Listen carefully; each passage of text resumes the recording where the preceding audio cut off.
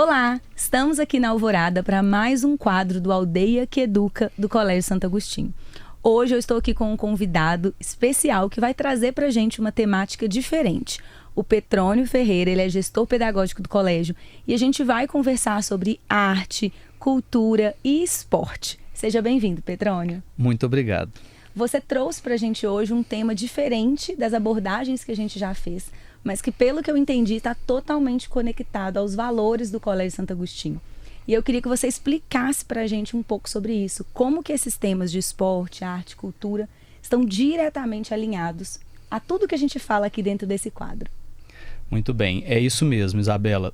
Dentro do Colégio Santo Agostinho já há uma tradição de valorização do esporte, da cultura e da arte, alinhados àquilo que é valor para essa instituição. Então, é muito provável que, se a gente pensar o esporte em diversas instituições, vai ser de comum conhecimento de que o esporte valoriza e desenvolve a disciplina, a cooperação, a possibilidade de colaborar e construir em grupo. E tudo isso é verdade e nós também consideramos isso. Por outro lado, a gente tem um incentivo e um trabalho que explora outras questões relacionadas ao esporte que a gente acha que são relevantes. Nós entendemos que as práticas esportivas, elas trazem para os estudantes um dilema ético. E isso é altamente educativo. Por que a gente diz isso? Numa prática esportiva, normalmente a gente já tem interesses conflitantes. Eu tenho dois sujeitos ou dois grupos que desejam vencer. E neste conflito de interesses, o meu estudante vai ter que decidir: eu quero vencer ou é mais importante eu ajudar o meu colega? Eu vou vencer ou é mais importante eu garantir que todos possam participar? Eu vou vencer ou é mais importante, quando ninguém vê, eu cumprir a regra, independente de um juiz ou de alguém que me cobre? Eu quero vencer ou eu quero fazer com que aquela prática seja prazerosa para todos? E aí a gente vai colocando determinados dilemas que, por meio da prática esportiva, se tornam muito mais potentes. Porque, diferente da sala de aula, onde estão os alunos sentados em carteiras com corpos controlados, ali ele tem a necessidade de uma tomada de decisão rápida. E é onde a gente vê se aquilo que é valor ético, trabalhado em diversas maneiras, se consolida no momento onde é colocado uma situação de conflito. Muito interessante. E eu ia te pedir um exemplo prático, mas eu acredito que você já deu. Ficou muito claro isso. E se a gente pensar especificamente na arte, como que ela contribui dentro aí do desenvolvimento cognitivo e emocional desse aluno? Olha, eu acho que é importante a gente deslocar um pouco o pensamento sobre a arte. Por que eu acho isso relevante?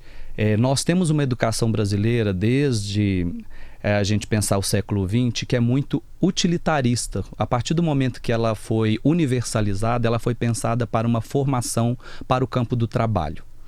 E quando a gente pensa a arte, a gente precisa pensar que ela talvez não esteja nesse lugar do utilitário. Talvez ela não vá responder para que serve isso? Vai cair no Enem? Vai cair na prova? Eu vou usar isso para o meu trabalho ou não?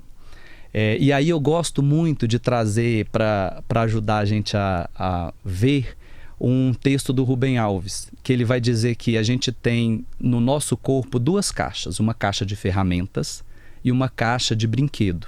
E inclusive ele se inspira em Santo Agostinho para dizer isso. E nessa caixa de ferramenta a gente tem aquilo que é útil, que é necessário, aquilo que é importante para a sobrevivência. E na caixa de brinquedo a gente tem aquilo que normalmente é considerado como inútil. Aquilo que não tem uma função que é dada para a obrigatoriedade, mas que a gente faz porque nos faz feliz.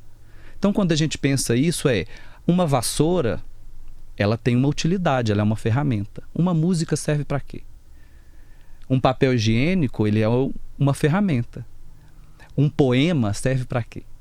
Então, quando a gente vai para o campo da arte, a gente vai para o campo daquilo que educa a sensibilidade, que educa para ver o belo, para perceber a possibilidade de abrir a caixa de felicidades. E hoje nós temos uma sociedade com muitas técnicas, com muito conhecimento, mas que foi incapaz de utilizar isso com um compromisso ético de fazer bem.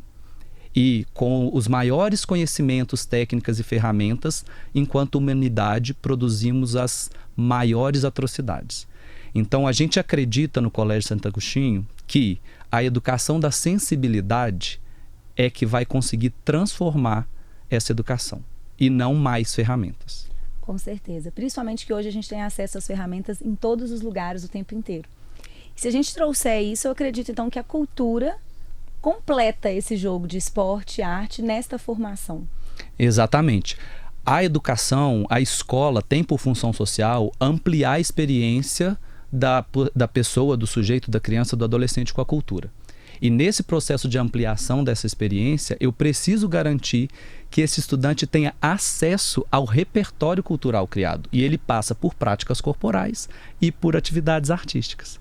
Então, dentro do Colégio Santo Agostinho, além disso estar no currículo comum, ou seja, aquilo que nós garantimos como obrigatoriedade, a gente não quer que as famílias possam escolher fazer ou não cultura, porque a gente entende que é direito do estudante. Quando a gente deixa esse campo do esporte e da cultura só naquilo que é escolha, que é extracurricular, a gente não garante esse direito de acesso. Então nós temos isso numa perspectiva curricular, desde a educação infantil até o ensino médio, e numa perspectiva extracurricular. E aí a gente explora todas as possibilidades que os estudantes têm para desenvolver a sua capacidade esportiva e artística nessas práticas. Sim. E você acredita que essa educação cultural forma esse cidadão mais consciente para um exercício de uma cidadania global? E como? Eu acredito muito nisso, porque ao vivenciar práticas culturais, ao experimentar essa diversidade, ele vai lidar com a diversidade de mundo, de pessoas e de modos de entender o mundo. Se a gente pensar que a cultura é o modo como nós damos sentidos às nossas experiências, né, ele vai ter diferentes experiências com uma prática cultural de um determinado povo, com um modo de se fazer música de um determinado lugar, com um modo de se fazer arte de determinado outro lugar. Com esses acessos, ele vai conseguir compreender que a diversidade faz parte da nossa composição enquanto sociedade. Ao ter essa percepção, ele vai se tornar mais sensível quando ele chegar e se deparar com situações onde ele precisa ter empatia, cuidado, respeito.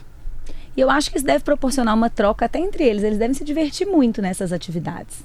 Bastante. E nós temos a oportunidade de oferecer para eles essas trocas, seja dentro das unidades, seja com outros lugares, né? Então nós incentivamos participação em festivais esportivos, artísticos, culturais. Nós temos, por exemplo, como Grupo Sarandeiros no colégio, que já viajou diversas partes do mundo para participar de festivais de dança que não são competitivos. Que a ideia é você conhecer a cultura de outro povo por meio daquela dança.